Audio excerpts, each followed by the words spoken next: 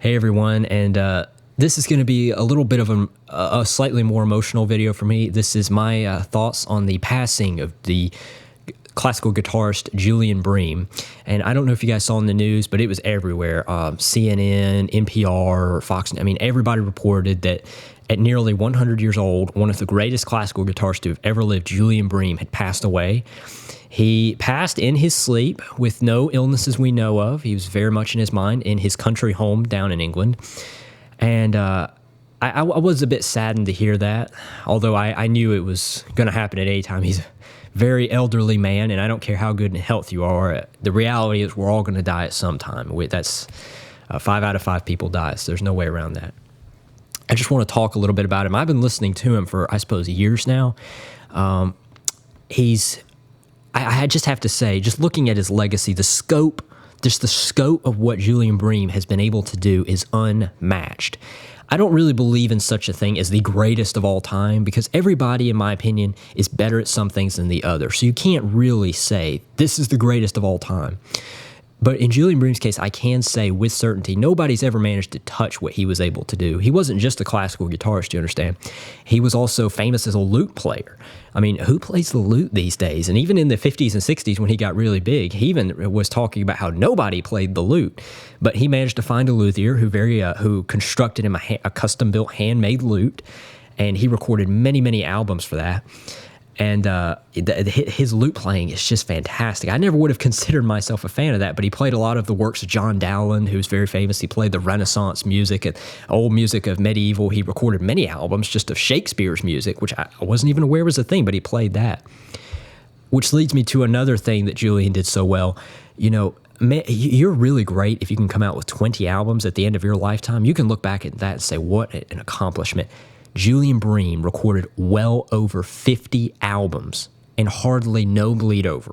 I mean, these are completely original albums, over 50. That's just amazing. And these were not, just like 6 or 7 track albums. These were massive, at least 15, 20 tracks.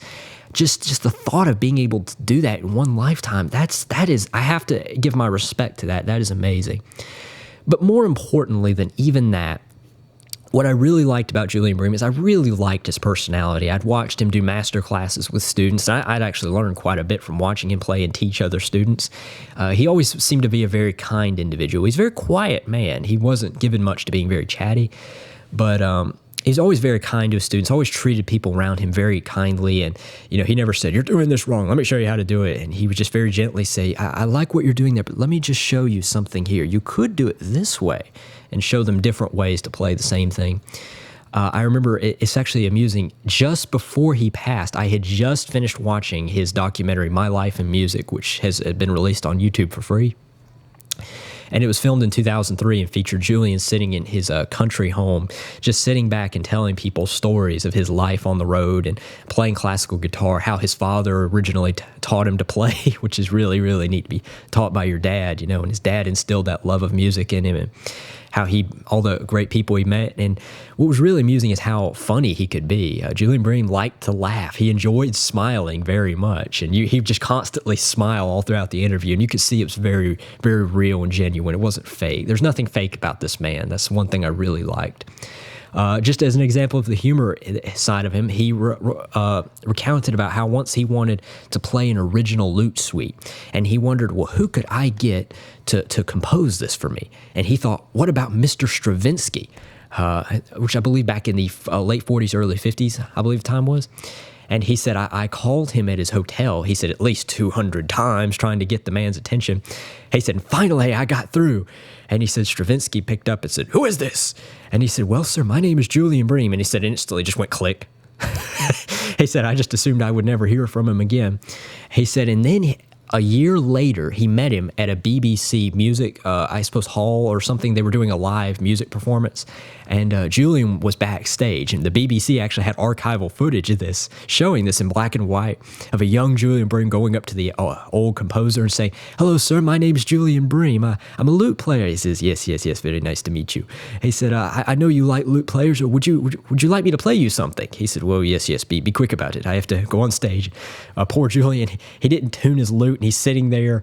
There's a moderator over there saying, "Come on, Mr. Stravinsky, we need to get out there." And Julian's just apologized to him, saying, "Sir, I'm so sorry. I'm just trying to get my lute tuned here. Could you give me just a moment?" And he said later in the evening, he was able to say, "Sir, I tried to call you once at your hotel, but unfortunately I was never able to get through."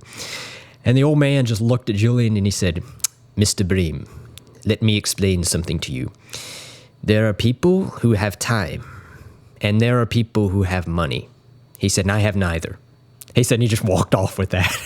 I mean, I never knew that side of Stravinsky. Apparently, this very old, grumpy man. But there's many humorous stories like that Julian could tell. And all throughout the documentary, he went through the history of the classical guitar. He played many beautiful pieces.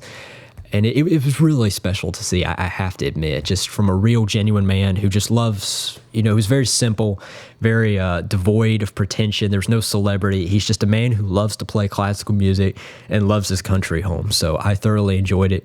He's recorded so many great albums that I've enjoyed.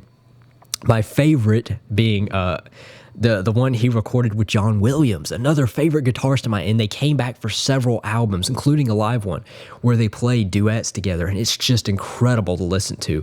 What I really liked is how I can pick out who John and Julian is, because I know it's Julian Bream playing, because you can hear that vibrato that he's so well known for. You can hear it going, the melody is going, dun, dun, dun, and you know it's John because he has that beautiful warm tone, and it's such a special thing. And I liked how Julian related to that, and he says, "Playing with John Williams is just jolly good fun."